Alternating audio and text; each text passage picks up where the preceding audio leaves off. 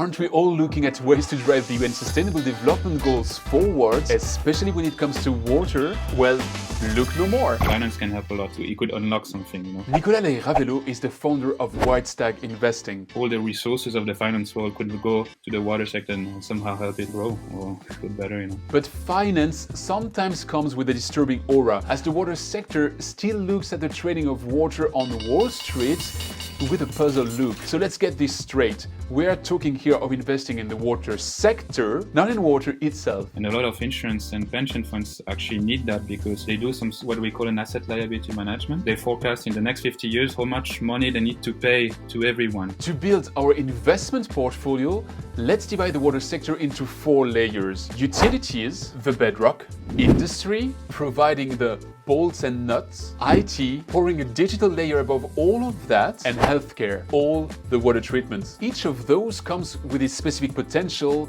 risk, value, and appeal to a certain kind of investor. From a financial portfolio perspective, this is interesting because suddenly you tap in 4 different types of businesses with their own income streams, you know, that is robust. With water scarcity on the rise through climate change and population increase, our sector's bedrock is, for the worst and the better, here to stay. The industry might be a different beast. Technologies evolve and innovation and investment are closely linked. It's not like you can just buy these companies and go on the beach for 20 years. You somehow need to make sure that those companies are still performing well, they're still delivering what the client needs. Now here's a counterintuitive fact. The structure of the water industry is also an asset, especially as it's fragmented. If you invest across the entire water sector, this is more like 150, 200 companies. If one goes bust, then it's not the end of the world. You know? If you have 3 companies and if one goes bust, that's a big problem. But if you're like me, a water nerd and a finance muggle, large investment funds like Ardian,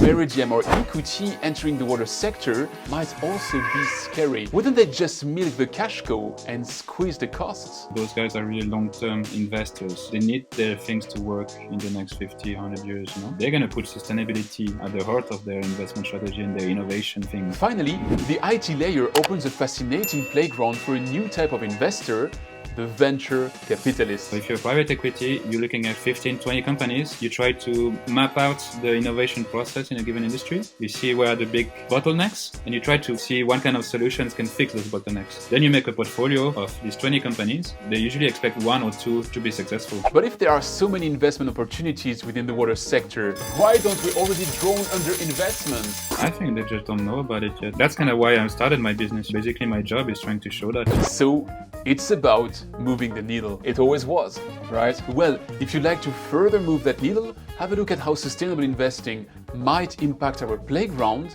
And if you want to get more of Nicola's wisdom, check my full interview with him. The link is in the description.